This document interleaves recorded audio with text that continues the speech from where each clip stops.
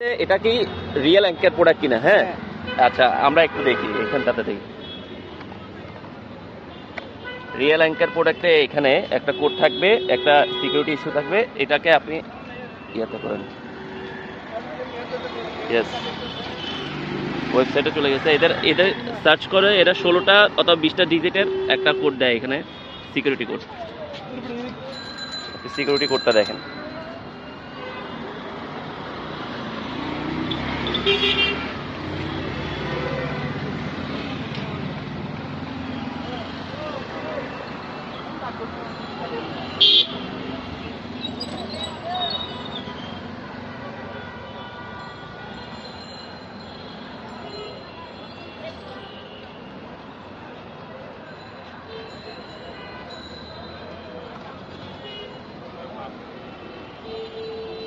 কি লেখা উঠছে?